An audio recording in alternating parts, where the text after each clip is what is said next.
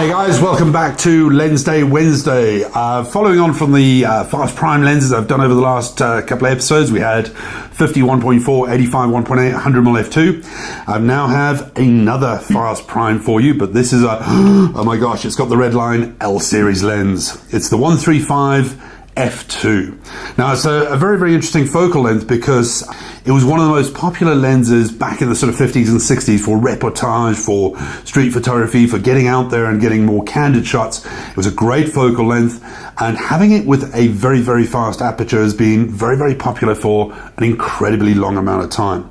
Now, I've never been a big fan of this. I must admit, if I'm going to shoot this kind of longer focal length than a 50mm, and I'm going to go for L series quality, I love the 85 1.2. Now, I have a long-standing argument with a good friend of mine, Brian Worley from P4 Pictures. Check his link in the comments below. And a long-standing argument about the best lens for fashion, beauty, portraiture, etc. And I've always loved the 85 1.2. He's been a fan of the 135 f2 for an equally long time period.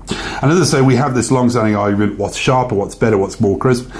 On paper, the 135 f2, especially if we look at the MTF graph, man, this lens is sharp. This lens is incredible throughout the entire range, from f2 all the way up.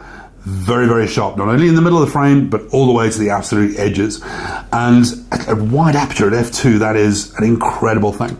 I find the focal length a little bit too long for kind of fashion and beauty. I like 85mm because you can do sort of head and shoulders at about 1.5 meters. You can do waist level at about 3 meters away, and you can do full length at about sort of 5-6 meters away.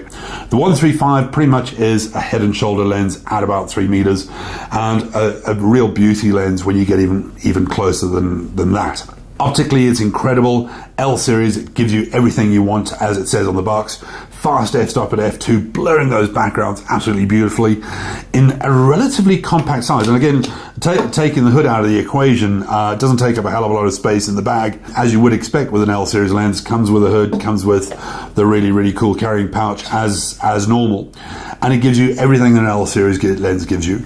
The weather sealing on the back, the optical performance of the lens elements throughout the entire range, as you've come to expect out of it. All L series lenses come at a price, but if you need that longer focal length than the 100mm f2, which is an incredible piece of glass, and like we said in the last episode, what an amazing value for money lens, I'd be very tempted to say to you the 100mm f2 is a better buy than the 135 f2, but if this is the focal length you want and absolute clarity in terms of unbelievable sharpness at f2, you have to buy the L series lens. Is it worth it?